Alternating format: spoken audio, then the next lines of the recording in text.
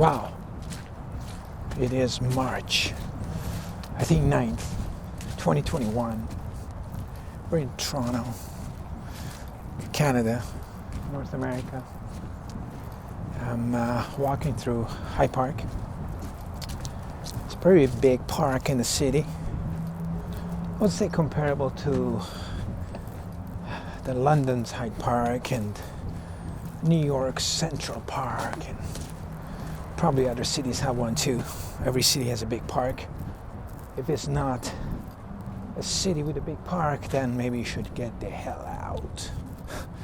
Anyway, this is pretty good. We're dead trees again. Wow, look at these dead trees. I love dead trees. They always photograph so well. These photograph good, but I need to back up a bit. I'm carrying a Fuji X100, and the lens on this is not as wide as the, how do I compose this? Okay, the lens on this is not as wide as this action cam. We got the sunset over there. The lens on this, I guess the action camera lens is really super wide, and this camera's lens is about, I would say, 35 millimeter, little bit wider than what a human eye would see. So it's pretty much what you see with your normal eyes, without any glasses or anything like that. I wonder if this trail goes to Bloor Street. I'm trying to head to Bloor Street and walk alongside Bloor, going downtown-ish a little bit, and check out some of the shops and maybe fire a couple of shots. See what I can get photo-wise. I'm not firing any shots, live rounds. Oh, these branches. Wonderful. This tree is really dead. It's not even kidding around. It's been blasted, this son of a gun. Lightning storm or something.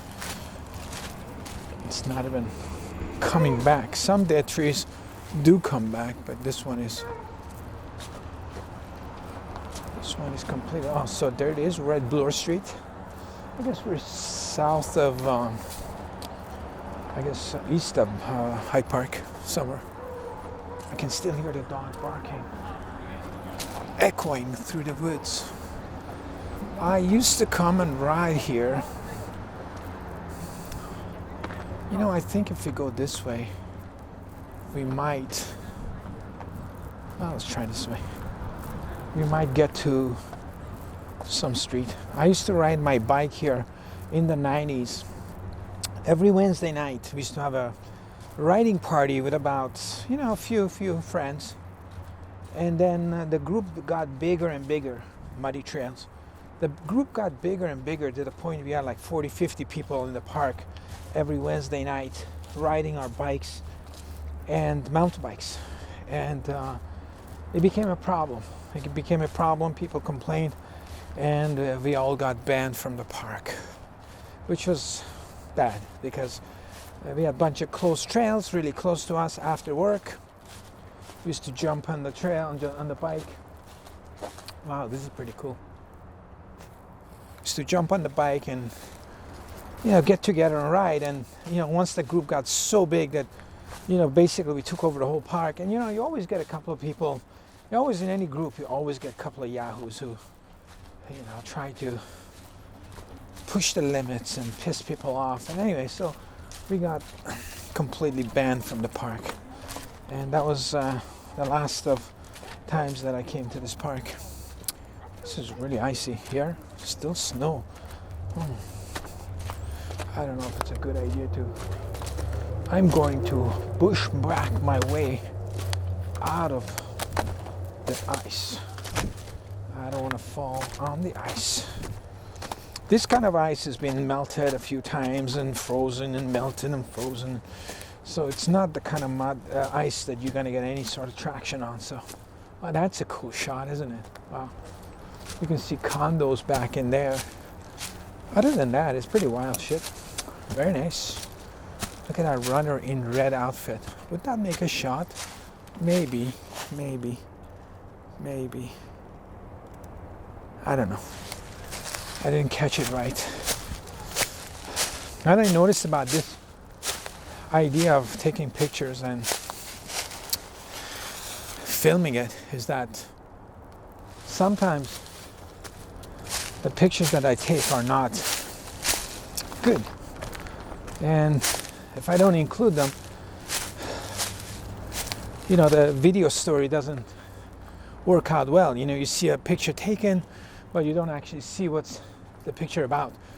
So I've decided to include all pictures, even if they're kind of crappy, and kind of pictures that normally I would kind of throw away. I wouldn't even keep.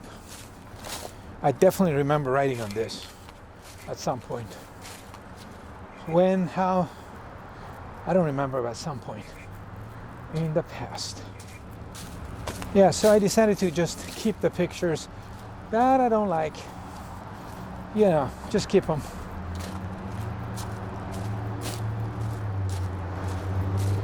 So I'm avoiding taking extra photos that are not, I don't know what that security guard is doing. He's got a security jacket and he's kind of falling on the ground. Oh yeah, that's, I used to come up with this on the mountain bike. Wow, that was pretty tricky section to come up on. Did I actually come up on this? I'm not sure.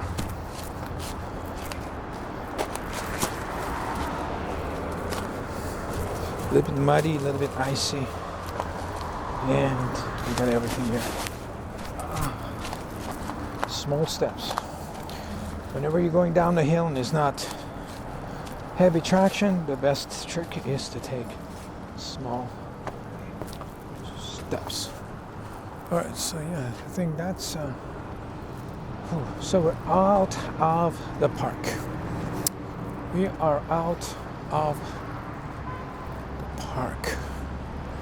The lady I was talking to before I turned on the camera, she said that people go biking in the park. It's allowed to ride your bike in the park again. So I don't know if that's true or not, or trying to look at the sign, see what the sign says.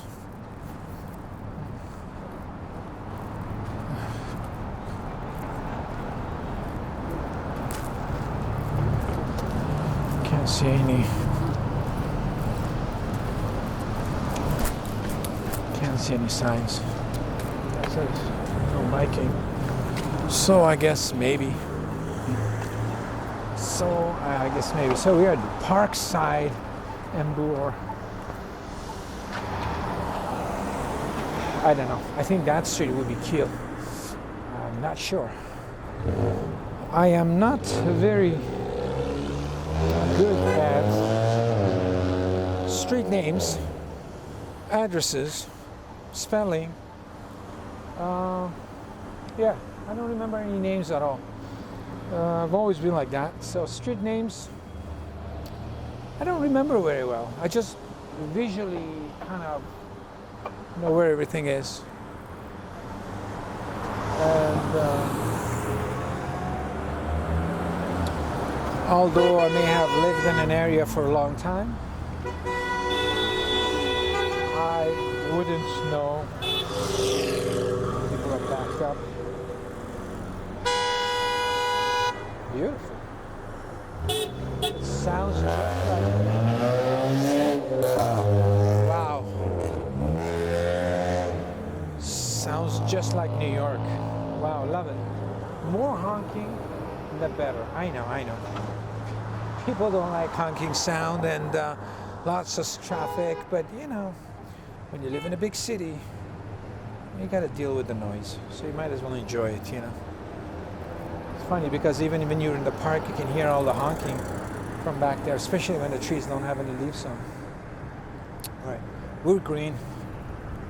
We're cleared for takeoff. This used to be an October store. It's done now. So we're heading towards downtown. I can hear still honk.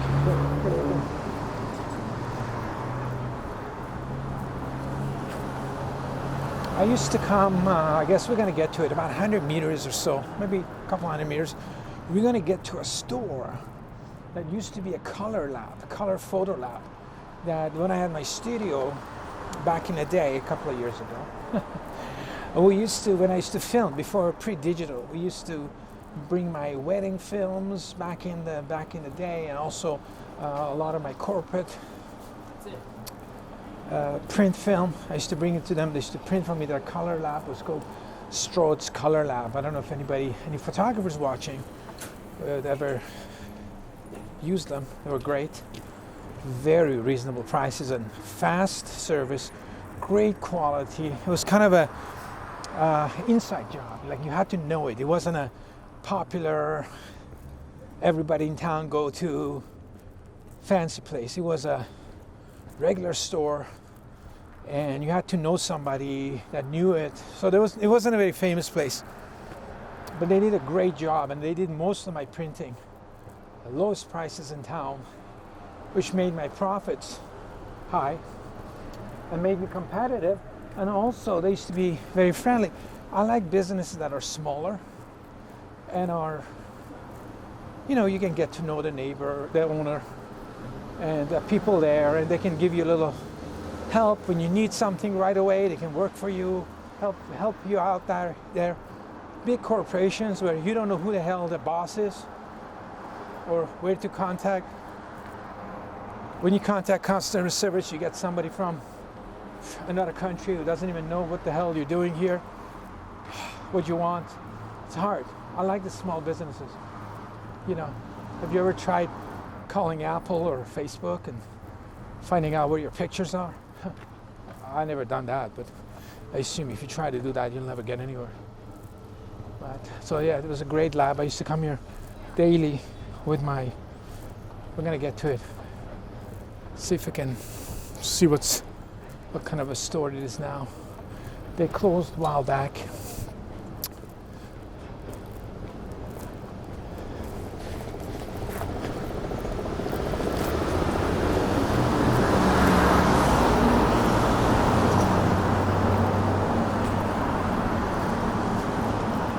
Did it sound like a helicopter? What did that sound like?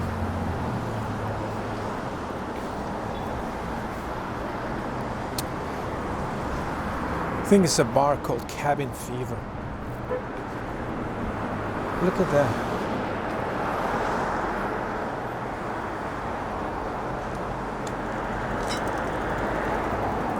That's a pretty cool decor here. I think it's a bar or something.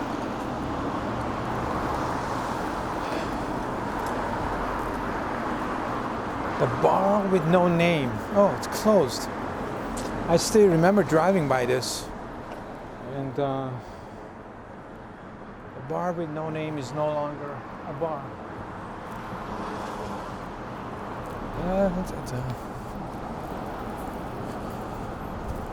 that lady's walking up the stairs. That's tough. She has 2 handbags, shopping, and she has to deal with stairs. I don't think that apartment building has staircase. It has a elevator either. So it's funny when you're young and move somewhere, you never count on climbing stairs when you get older. But as you get older and you have shopping and backpacks, I remember when I got my apartment in New York. At first, when I moved in, I was like, I can get anything on 6th floor without elevator. It's no problem. I can run up and down the stairs. I love walking. I'm pretty fit, whatever. But then I thought about it. I go, I travel a lot, and I always have backpacks. And, on a daily day, every day, I'm carrying cameras of some sort. And I travel a lot. And when I travel, I have, heavy gear always. photo gear is always heavy. And I decided to go, it needs an elevator, because although I don't use an elevator all the time, it's good to have the option of it, because on the days that are heavy, you want to be able to, I'm just trying to find the store, you want to be able to travel up the stairs pretty quick without killing yourself. So I think the store was one of those. Oh yeah, I think that RF whatever MP place with a Canadian maple leaf flag on it, I think that was the place. That was the color lab that I used to go to next to the pizza place. It was either that or the one next to. He owned both units. Yeah, he owned both units, and I think. Oh yeah. So that's where Stroud's Color Lab was from back in the day, when I used to pretty much come every morning, drop my film off, and pick it up later. And it was just like a routine. That side of the street is a lot more exciting. I'm wondering if I should drop flaps and end up on that side. Maybe. I like that variety store. Look, let's fire a shot. We're gonna go for a still shot here. Watch the bike lane. Good. We're clear. Oh my God. Okay, one shot on that place. I'm gonna do one shot there and one shot down the street. With a bit of a sunset showing. And we're gonna fire a shot into this building. Okay. And we're gonna head out. Well, wait a minute. Let me see if traffic slows down. If the traffic slows down, we can, well, not in front of the Dodge Ram. You don't want to get hit with a Dodge. Never mind. That's gonna be a heavy hit. So we're back on this side. Okay. Let's fire around this way. There's a girl running. I want that runner in my shot a little bit. My ISO is ridiculous. I missed her legs. Because her legs were off balance a little bit.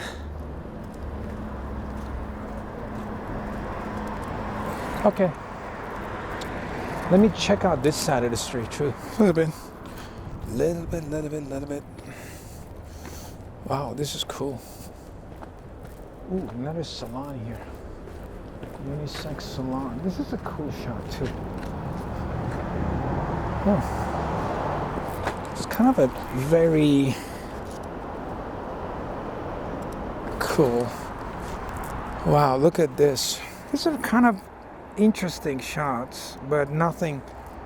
These are kind of shots I call fillers, just landscapes of the city, which is good. I like them because, they're kind of a record of this alleyway back here. I used to park in there. We used to go at the Color Lab, we used to park here in the back when it was big traffic and there was no parking. He used to allow me to park in the back, and it was very nice of him. All right, bunch of shots here. Let's walk back to, I guess the next street would be Dufferin. I don't know. Dundas West? No idea. I've got the cartoon characters on the wall, and I think that looks like a bear trap. This guy's, what is this? Oh, it's like a junk store. Cool. Very nice. I love these junk stores. We used to come and look for props for photography. We'd sit back at night and think about the ideas, and we say, hey, we need a gas pump. I need the model to hold a gas pump while I'm putting gas in a car, while I'm taking pictures of her, So then we'd go on to this junk stores and old school, they sell all sorts of junk. We used to go and we used to look for odd stuff to use for, I can't get far back enough for this camera. Yeah, so I have this great picture that I end up selling a couple of art print of a girl holding a you know, gas pump, the stuff you used to put gas in your car, just the steel bit. And so we had to go source one. We had to look for one, and it was kind of interesting looking for odd items to use for models. Yeah. Back in the day, the light's going down pretty quick, and I'm not. Let me see what I'm getting. I'm setting the camera to a bit of a faster mode. My ISO is ridiculous. ISO is ridiculous. It's really dark here, so. This is where yesterday I came for a walk from south, from there to here, and would return. So this yesterday's video kind of ends here on this street. So we're gonna go a bit further and see what we are going to catch. Oh, look, there's a street musician coming up. Oh, this is a cool shot here, I guess.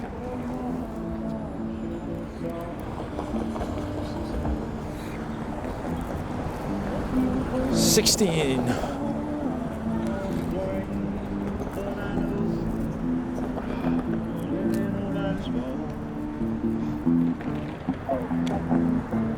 Don't know the reason. Pretty good. Beautiful.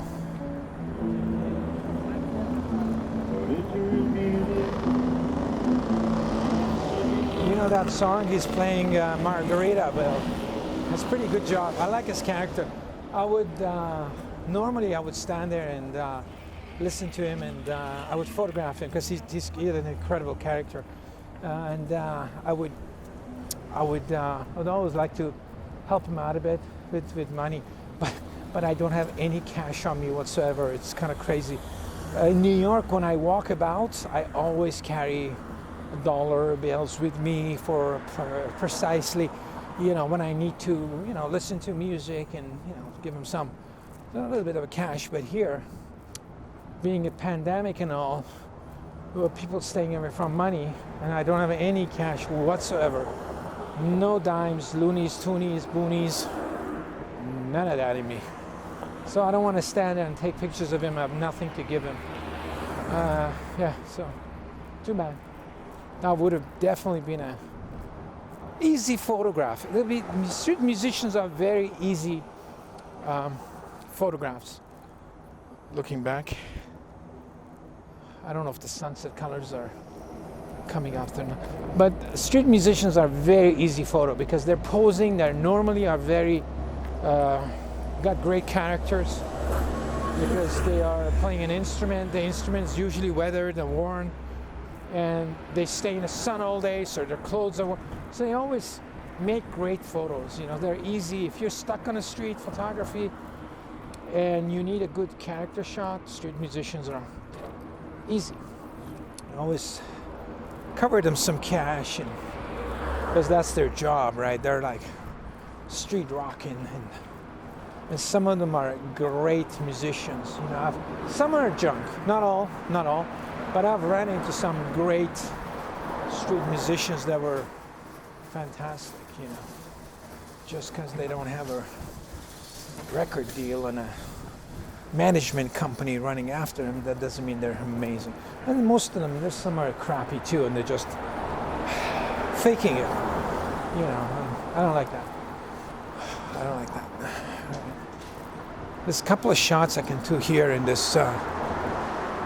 It's too boring. Easy shots, but boring. Okay, we're coming out to that house there. Those houses I walked by in the street about 2 years ago, year and a half ago, pre-pandemic, pre-mask everybody on their faces days, and there was these buildings where people were still living in them, and I photographed a couple of shots on a rainy night, and they're all closed up now, so I guess they're going to be condo sections soon. That guy's flying on a bike. I'm trying to get the cars right. I don't want too many cars. I don't want too little cars. I just want just the right amount of cars.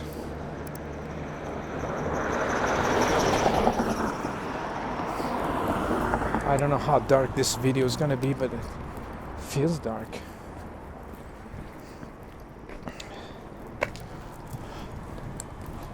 Feels dark. Oh, we got some wind coming. Come on, wind. You can do it. You can do it. Ah, na na na.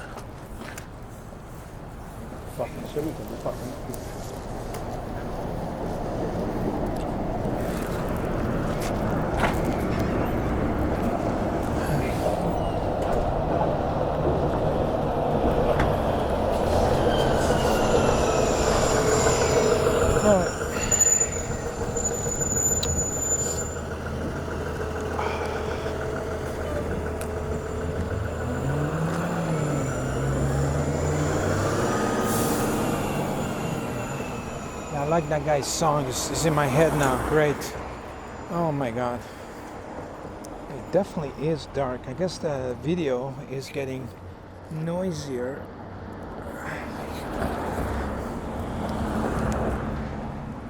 It's getting noisier. And I guess we walk to about next big lights, which would be Lansdown. I guess I make it to Lansdown and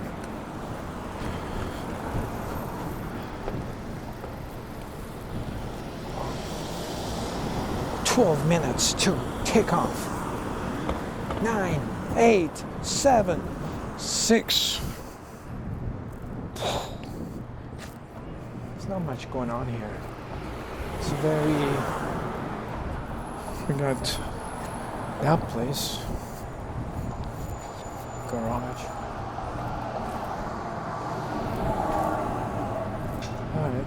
I don't know how dark are we.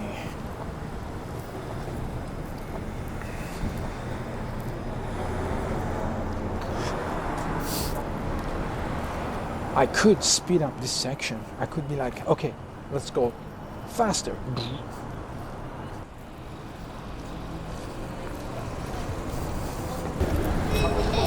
All right, we'll come back. I'm gonna slow down now, slowly. There you go. We have a kid screaming or running. Kid's probably tired from walking. You know, kid's smart.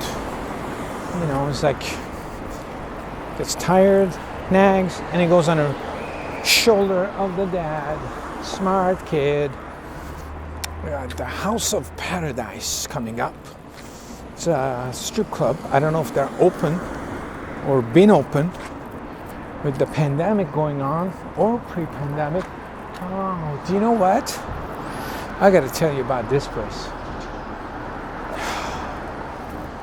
Back in the day, again, I was looking for props. I decided to dress a girl with pieces of metal, square pieces of metal about this square. So I got to one of these guys here on a roofing section, and I asked them if they could get a roofing section, metal section, and cut it for me for square inches, and they said no. That's like, the guy asked me, what the hell are you trying to do? That's a lot of work. No. I said to him, listen, I'm honest with you. I want to get a girl naked, use this as clothing, and take pictures. And he was really excited about it and decided to, look, there's a church right next to the strip club. Wow, that's kind of cool. That's really cool. Wow, that's interesting. So I asked him if he could cut all these pieces, and after I told him I was going to use it as a piece of article of clothing, he was really excited and called his friends over and, oh, can we see the pictures afterwards? I'm like, sure. cannabis stuff. I said, sure. So anyway, so he cut these pieces, and it was like a bag this big, full of square pieces of metal, sheet metal. And we took that to Newfoundland, and we stuck that, I had my assistant, she stuck that with a piece of double-sided tape. That's it, to the girls, you know, covering them up. And they were, we shot that and entered it in a competition. And we won. We won a lot of awards with that. And it was great because we showed up to Newfoundland with a small bag, clothing for a bunch of girls. And of course, going through TSA and security at the airport, and you know, you have a bag of Sherabnals with you, and they were, oh my God, the questioning that they did. Oh, it was great. Why are you doing? What are you doing? What's your purpose? What are these? Hours of questioning, but it was fun. You know, when you're doing something that's different, people always ask you questions and they get all suspicious. But it's good because we had the right answers.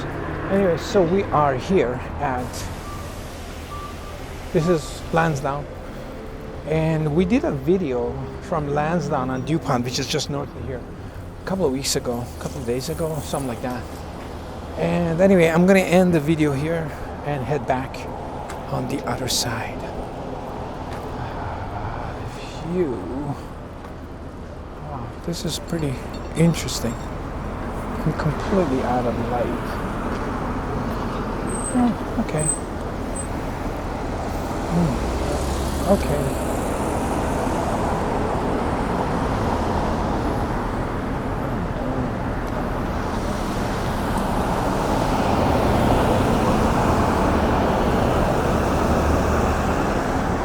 This is one of the longest lights.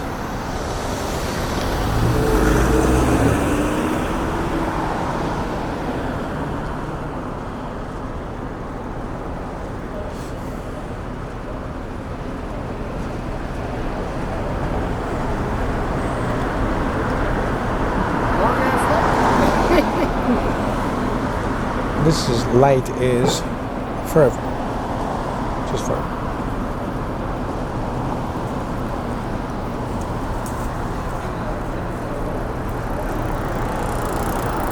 It's crazy, crazy how long this light is.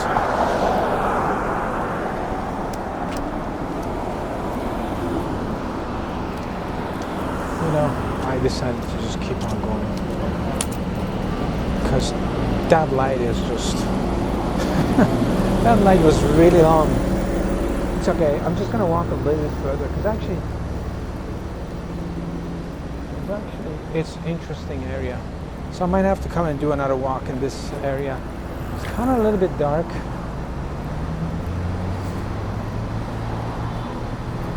but yeah, I'll come back and do a walkabout and look-see in this area sometimes. Maybe it's a little bit brighter. I like the evening lights, but I don't know how well the quality will be when it's too dark. Anyway, so I'm gonna head back. I'm gonna cross the street here. I'm gonna walk here. Come with me and cross the street, and we were,